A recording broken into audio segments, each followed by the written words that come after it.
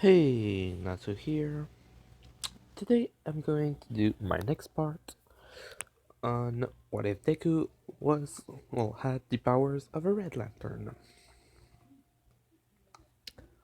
In the last part, I ended it with Deku being extremely angry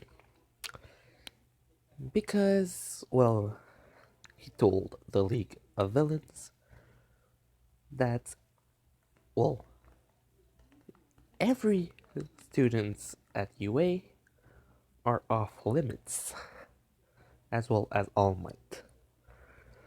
And they decided to attack directly these students, mostly Bakugo, the one that Deku is actually trying to protect the most.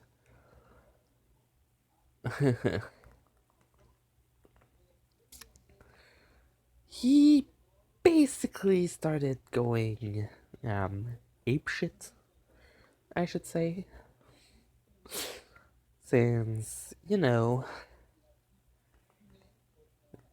Deku kind of doesn't want Bakugo to be hurt.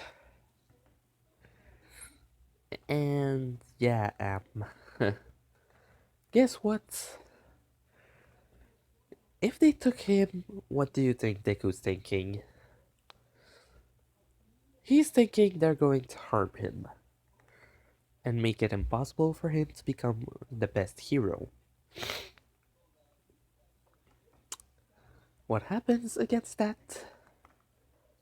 Yeah, he wants to kill them, mostly, but he mostly wants to save Bakugo. So before leaving the forest training camp, while um, the police and other heroes were coming, he told directly to Rory, come meet me where um I don't remember what he said precisely, but he basically told her to come to a certain location that he didn't say directly. That she knows that Bakugo would know what he means. She has to find someone who can think like Bakugo does. After police arrives, another hero, they ask, well, what happened? The League of Villain attacked, a new group which consists of Red Light and other villains basically came and saved us. One student was captured by the League of Villain, and Red Light was livid by this. Then they ask if anyone knows where he could be, because, they still have to try and arrest him, as well as his group. Which Tuari said that he told her that if she thinks like Bakugo, she would know where he was, and that if they need to talk, he's waiting there. Which nobody basically got where that means he is, which does make some people a bit mad. Until, they said, okay, but you've been close to Bakugo ever since school started, right? How much? Well, when he talked about him, about Red Light, what was the most permanent thing that he was talking about? Well, not permanent, but something that he talked a lot about, which um, she basically said that he was a childhood friend of him that lived in an apartment building. At some point, they became adopted brother because after his mom died, um, Deku didn't have anywhere to go, so Bakugo's mom took him in. Well, Bakugo's parent took him in. After a while, he escaped, and that's basically it. Then they said, is there any place where he actually had a good connection? with Bakugo, which she says that the last place they saw, well, the last place that they actually saw and talked a lot was actually um, at their middle school, and that it was or there or in the well, in other places where they used to hang, which All Might heard that basically all he wanted to do was defend the students of UA because they were going to be great heroes and he doesn't want them to be hurt, mostly Bakugo, as well that it's a childhood friend, which kind of makes the kind of makes Deku a good well, kind of seem like a good person, which he doesn't get why then he's a villain, which he asked that, and then Tuore explains directly to All Might that um, because of some heroes and villains, his mom died. So, well, one hero and one villain. The hero being a dumbass that simply wanted fame, so Deku started associating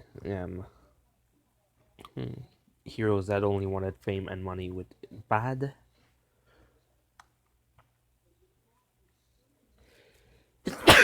Sorry about that.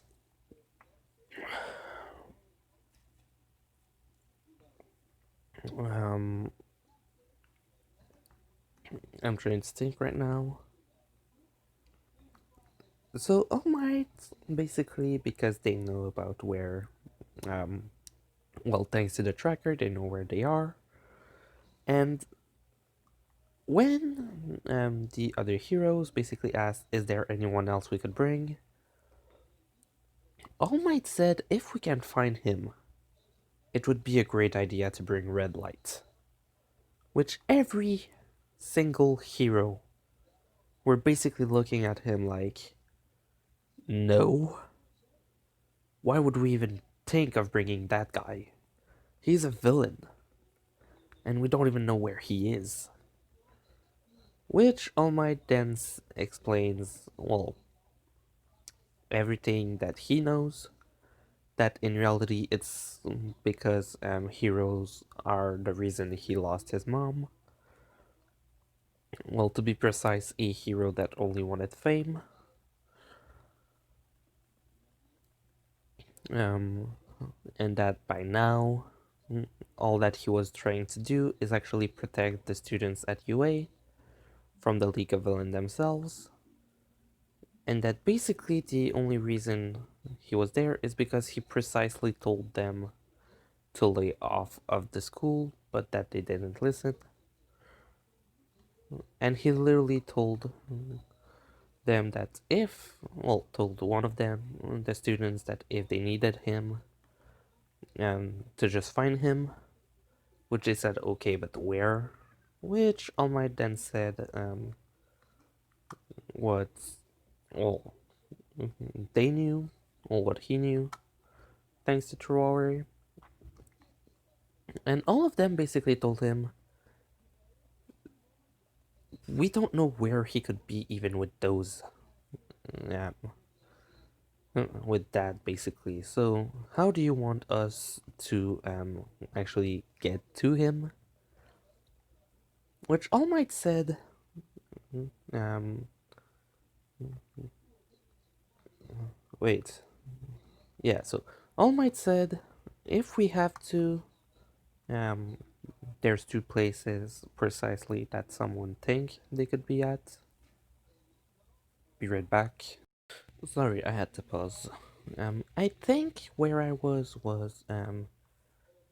where All Might said those are the places where he might be, his old house, or at the old middle school where he was going with one of the students.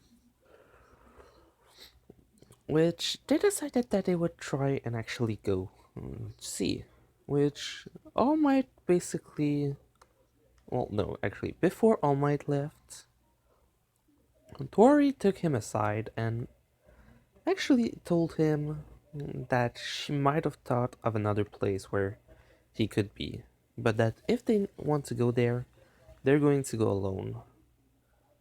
Which All Might basically decided that, okay, yeah, simply because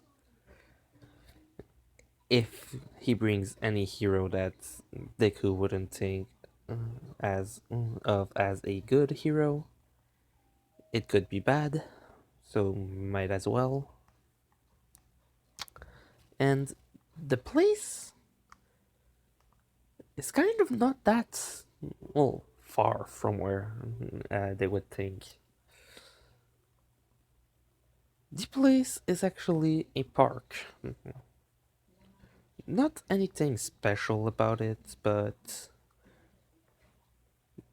you remember in the anime the place where Bakugo fell down in water and Deku went to help him? That's basically where Deku went and told them to come if anything was needed. Um, the others of, well, the Crimson League, that's what I'm going to call it, weren't there. Also, if you like the name of the Crimson Team, or Crimson League, or whatever you want for the last, um, just tell me. Because if you don't like the name, I can try to think of another one. But yeah, so basically, they went there and found him, basically, in the park, just waiting. He saw them and he was like, so, you finally found what I meant?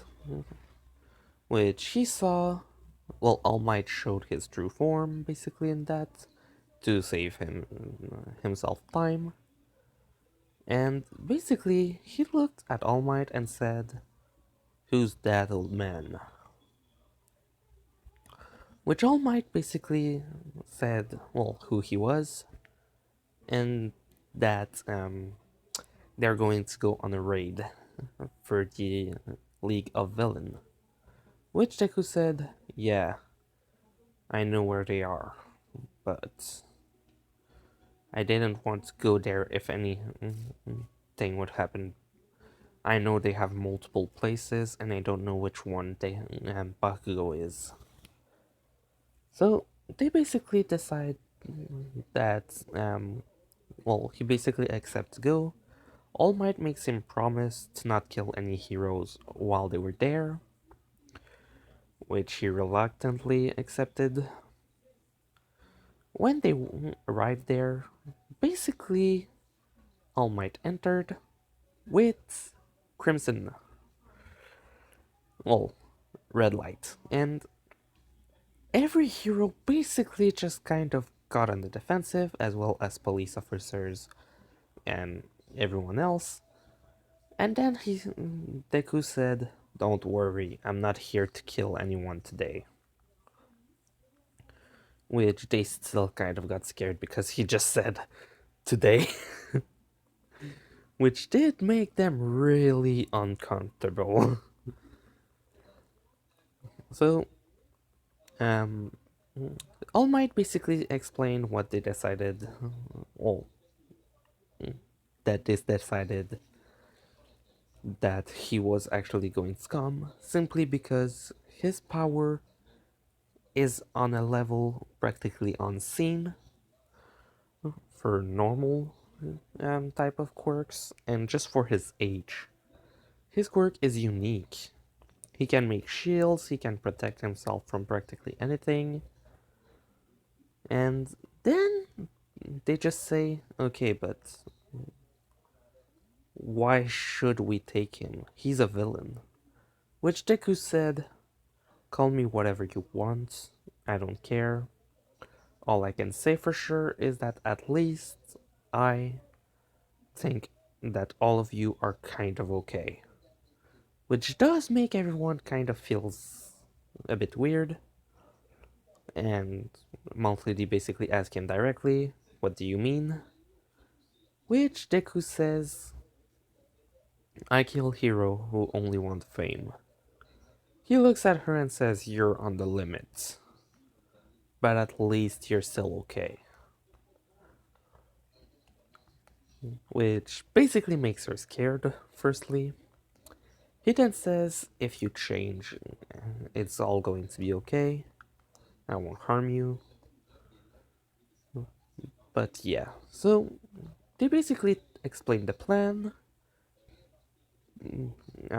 All of them basically think, okay, after the raid is done, we arrest him, which they're not going to be able to do. Um, so basically, where they sent him was actually to the Nomu factory. Because they know his capacity could actually probably kill them, and that if Bakugo's there, he's going to be happier there, basically. Which is a good thing, because when the explosion happened this time, Deku basically protected everyone, even if he was kind of reluctantly doing it, simply because he promised All Might to act as a good guy. So All Might basically did the same thing, knock knock, pizza, blah blah blah, pow. Um, Basically everything for that place happened the same. When Bakugo gets teleported, he gets teleported near All for One, and Deku sees him. Both of them. All for One looks at Deku and says, "Ah, red light. I didn't know you would actually be with heroes. This boy, you would like to protect him, right? Then join us and stop your foolishness. All that you want is to kill heroes that are bad. Why don't you just kill them all and let the world be controlled by us? We have the power to do it, and you can help." Which Deku basically looks at him and says, "No, what I want is to kill you. I told you what the rules. Don't attack UA." And what do you do? The exact opposite. You need a correction, and I'm here to give it to you. Which All for One just thinks, I'm just going to steal your quirk. I'm going to have your power. Which Deku is angry. And remember, the angrier a Red Lantern is, the more powerful his construct are. Deku has the physical, well, in his mental state right now, Deku would probably be strong enough to literally just go and freaking kill anyone. Like, at this point, even if he doesn't use light constructs, his physical strength would be able to overpower All Might. So, what would happen against, well, All for One? All Might tries to get there. Bakugo is placed in a bubble, protective, to basically make him safe from everyone. Basically, a hero was able to take him away while Deku went and fought. And he fought hard. I would say it wasn't that much of a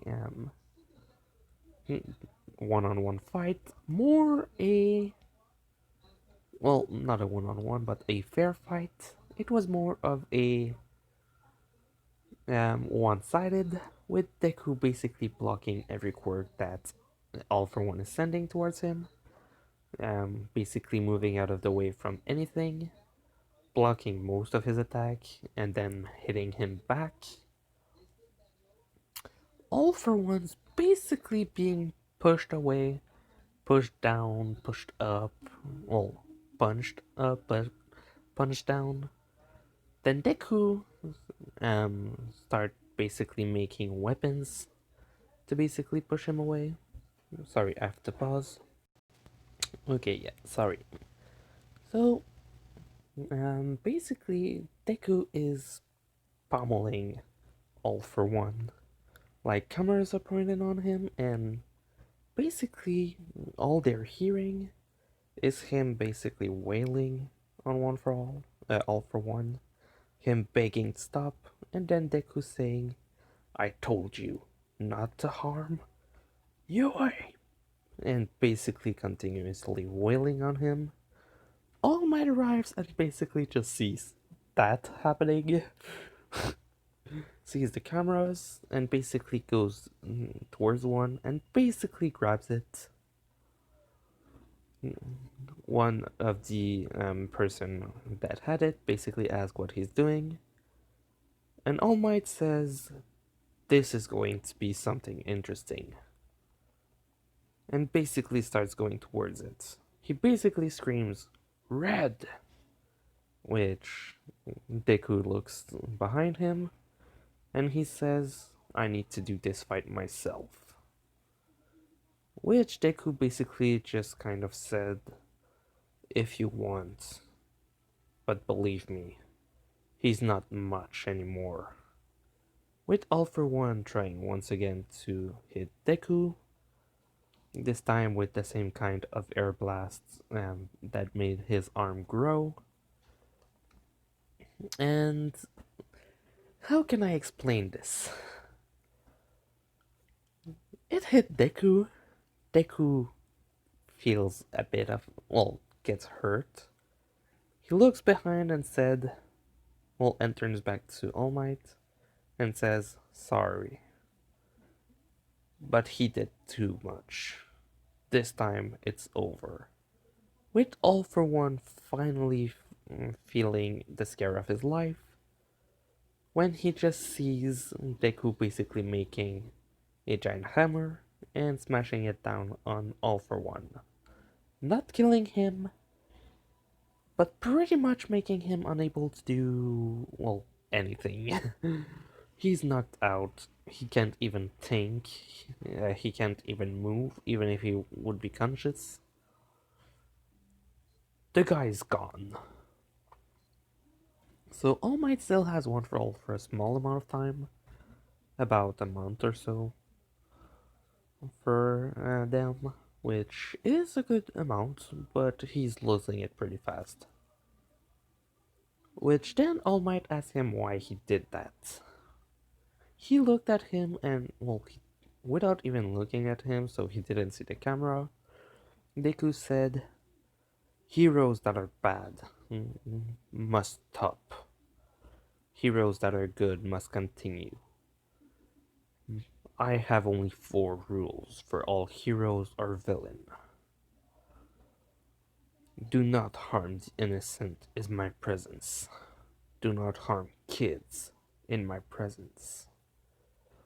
Do not harm those that are unable to even try to, to attack you while I'm here. And mostly, do not attack UA. I will hunt you. And then tells All Might, this was fun. But now that Bakugo is safe, I'm out of here. And basically leaves. Basically, the speech was, well, seen by everyone, which everyone basically got that, oh shit. The guy doesn't want to kill heroes for nothing. We already knew that. But now we know something more. UA is off limit for anyone. Anyone that tries to harm a kid from that place better have a grave already, because he's going to end up there. That's basically what they're thinking, as well as a lot of heroes starting to rethink the way they actually do things. Mostly how they actually go about doing their job. Because, yeah, no, if that guy's on the lookout for people who are actually, well, you know, heroes that aren't actually trying to just save people, are basically ready to die in his presence. That's basically how they're taking. Because, okay, yeah, he's actually looking for people who are doing that to actually put them down. So, they know more about him now. Um, and while Deku was leaving, because yeah, this is actually going to be I think part 4 or something. And while Deku was leaving, he went back to meet with the Crimson League, or Crimson Team, or whatever. And they basically started to make plans on what heroes they were going to look for and hunt those ones precisely, and not just go on random attack, but that they were going to wait for about 2 or 3, uh, well, about a week before doing anything else. Simply because they want to see how the heroes will react to the message he left. So I'm going to end it here. In the next part, what will happen is well, the license arc won't really have anything special, so I'm not even going to pass over it, since everything in UA kind of, we don't really care. There's Dwarra in school that has lightning and switch, well, lightning skin and switch, so that's kind of it. But yes, basically she's going to pass, Bakugo is going to pass too, Shoto is still going to have the same problem. Um, so yeah, the next part will be, well, the next last part until the anime continues, and it's going to be the arc with Eri and um, Overhaul. So hope you liked it. Leave a like if you did. I'm going. If you have any questions, leave them in the comment section. I'm going to answer them as much as I can. As well as I'm going to leave a link to my Discord, so join if you want. Natsu, out.